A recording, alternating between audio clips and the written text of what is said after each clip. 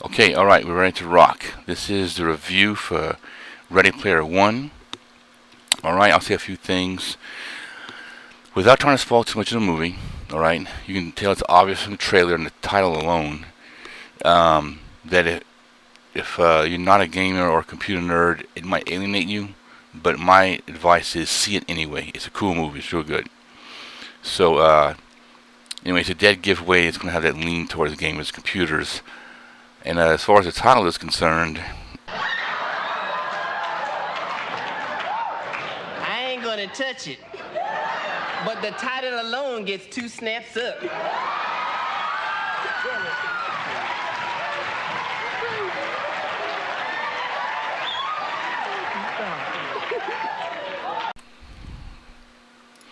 okay, now, that's a little bit from Living Color. Now, I'm shamelessly exploiting this movie to push my own software ideas and YouTube channel. I'll put some links at the bottom, or maybe put some cards in the corners to show my own stuff. Okay, the genre of Ready Player One, I'll call this pre-cyberpunk. Because unlike the storyline in Cyberpunk, where you have computer implants in the body, sometimes called wetware, this is just about a more intimate human interface. It isn't just the hands for you to grab, and it isn't just the goggles for you to see. It's the actual full body, which they do have in the movie, but without trying to spoil too much of the movie. They even have it in the trailer, so I'm not like I'm saying nothing new. Pre-cyberpunk, because it doesn't have to do with implants in the body yet. Chips inside the body and all that. Now, something that does have in common with the cyberpunk genre, as you see in the trailers, it's a dystopian future with highly advanced technology. So those are the two main things in the cyberpunk genre. So it has that in common. After all, it's arguably the predecessor for cyberpunk, so it does kind of fit. The holographic tools they use are highly intuitive and convenient. And, the flow is very smooth. It's handled very quickly, and it's efficient. So you have that from time to time in the movie, which is pretty cool. Like Tom Cruise in Minority Report, the whole point is to show how easy the interface has been perfected and how smooth it is to have it flow going and everything. So they mastered that in the movie as well. Now, I see in the trailer, it's a giant gamer's fantasy. It has a combination of tons of characters from previous venues of entertainment, all combined in the same platform. Previous video games have existed over the years, as well as movies. As you see in the trailer, he drives a Back to the Future car, the DeLorean, and you have the Iron Giant and all this kind of stuff. And there's bunches of characters over and over again from previous video games and entertainment, which is pretty cool.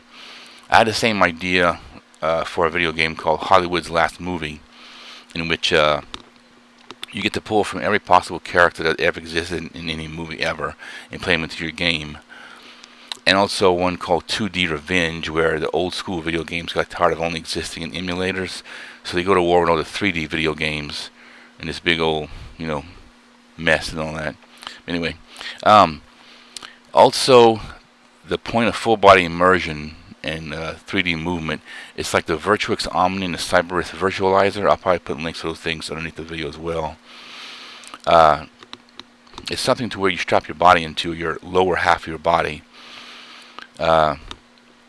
and you can walk around in the game in 3D. Now, one thing I was told with the Oculus Rift, if you try to sit down and be stationary while you're playing a first-person shooter and moving forward in your character, you'll get sick or dizzy or something like that, which I didn't know. So now, back to the movie. Okay, now, again, without spoiling too much of the movie, but as very predictable, you have the bad guys that are powerful. And they have that scene where the woman says, "Welcome to the rebellion." So, of course, our protagonist is to be against the powerful bad guys.